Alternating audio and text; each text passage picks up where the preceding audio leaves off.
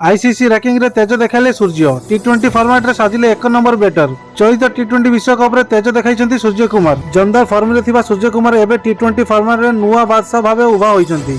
ICC जारी करिथिबा ranking रे पाकिस्तान मोहम्मद रिजवान को पछरे पकाई एबे टी20 फॉर्मेट रे 1 नंबर बैटिंग भाबे उभा होइछन्ती सूर्य कुमार यादव।